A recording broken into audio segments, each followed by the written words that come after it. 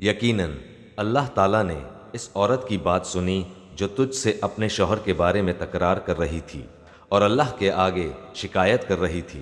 اللہ تعالیٰ تم دونوں کے سوال و جواب سن رہا تھا۔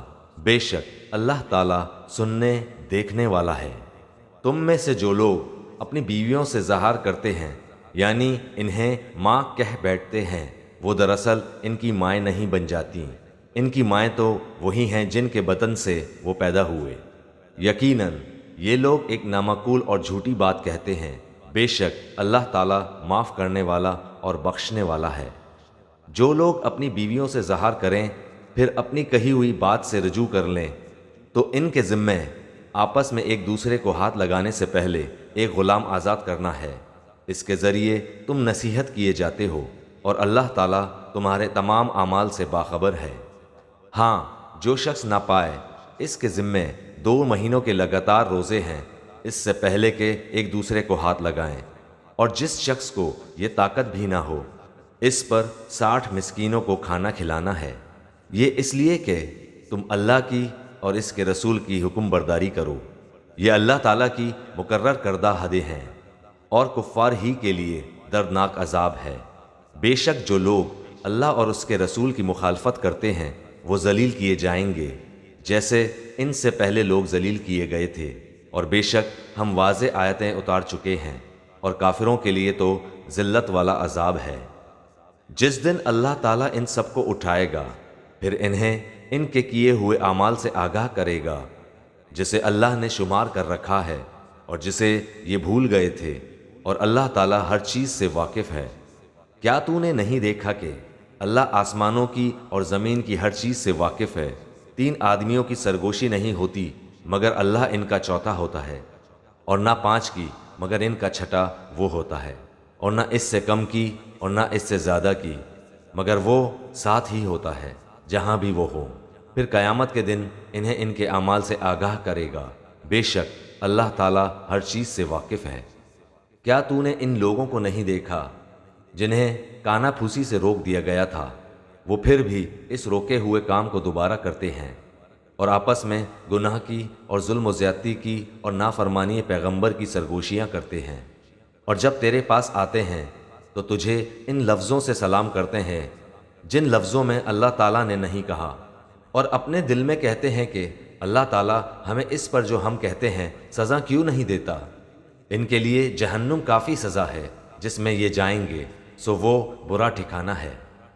اے ایمان والوں، تم جب سرگوشی کرو تو یہ سرگوشیاں گناہ اور ظلم و زیادتی اور نافرمانی پیغمبر کی نہ ہوں، بلکہ نیکی اور پرہیزگاری کی باتوں پر سرگوشی کرو، اور اس اللہ سے ڈرتے رہو جس کے پاس تم سب جمع کیے جاؤ گے۔ بری سرگوشیاں پس شیطانی کام ہے جس سے ایمانداروں کو رنج پہنچے۔ گو اللہ تعالیٰ کی اجازت کے بغیر وہ انہیں کوئی نقصان نہیں پہنچا سکتا، اور ایمان والوں کو چاہیے کہ اللہ ہی پر بھروسہ رکھیں۔ اے مسلمانوں، جب تم سے کہا جائے کہ مجلسوں میں زیادہ کشادگی پیدا کرو تو تم جگہ کشادہ کر دو، اللہ تمہیں کشادگی دے گا، اور جب کہا جائے کہ اٹھ کھڑے ہو جاؤ تو تم اٹھ کھڑے ہو جاؤ۔ اللہ تعالیٰ تم میں سے ان لوگوں کو جو ایمان لائے ہیں اور جو علم دیے گئے ہیں درجے بلند کر دے، اور اللہ تعالیٰ ہر اس کام سے جو تم کر رہے ہو خوب باخبر ہے۔ اے مسلمانوں، جب تم رسول اللہ صلی اللہ علیہ وسلم سے سرگوشی کرنا چاہو تو اپنی سرگوشی سے پہلے کچھ صدقہ دے دیا کرو، یہ تمہارے حق میں بہتر اور پاکیزہ تر ہے۔ ہاں، اگر نہ پاؤ تو بے شک اللہ تعالیٰ بخشنے والا مہربان ہے۔ کیا تم اپنی سرگوشی سے پہلے صدقہ نکالنے سے ڈر گئے؟ پس جب تم نے یہ نہ کیا اور اللہ تعالیٰ نے بھی تمہیں معاف فرما دیا تو اب بخوبی نمازوں کو قائم رکھو، زکوٰۃ دیتے رہا کرو، اور اللہ تعالیٰ کی اور اس کے رسول کی تابعداری کرتے رہو۔ تم جو کچھ کرتے ہو اس سب سے اللہ خوب باخبر ہے۔ کیا تو نے ان لوگوں کو نہیں دیکھا جنہوں نے اس قوم سے دوستی کی جن پر اللہ غضبناک ہو چکا ہے؟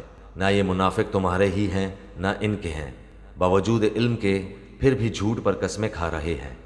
اللہ تعالیٰ نے ان کے لیے سخت عذاب تیار کر رکھا ہے، در حقیقت جو کچھ یہ کر رہے ہیں برا کر رہے ہیں۔ ان لوگوں نے تو اپنی قسموں کو ڈھال بنا رکھا ہے، اور لوگوں کو اللہ کی راہ سے روکتے ہیں، ان کے لیے رسوا کرنے والا عذاب ہے۔ ان کے مال اور ان کی اولاد اللہ کے ہاں کچھ کام نہ آئیں گی، یہ تو جہنمی ہیں، ہمیشہ ہی اس میں رہیں گے۔ جس دن اللہ تعالیٰ ان سب کو اٹھا کھڑا کرے گا تو یہ جس طرح تمہارے سامنے قسمیں کھاتے ہیں، اللہ تعالیٰ کے سامنے بھی قسمیں کھانے لگیں گے اور سمجھیں گے کہ وہ بھی کسی دلیل پر ہیں۔ یقین مانو کہ بے شک وہی جھوٹے ہیں۔ ان پر شیطان نے غلبہ حاصل کر لیا ہے اور انہیں اللہ کا ذکر بھلا دیا ہے۔ یہ شیطانی لشکر ہے، کوئی شک نہیں کہ شیطانی لشکر ہی خسارے والا ہے۔ بے شک اللہ تعالیٰ کی اور اس کے رسول کی جو لوگ مخالفت کرتے ہیں وہی لوگ سب سے زیادہ ذلیلوں میں ہیں۔ اللہ تعالیٰ لکھ چکا ہے کہ بے شک میں اور میرے پیغمبر غالب رہیں گے، یقیناً اللہ تعالیٰ زوراور اور غالب ہے۔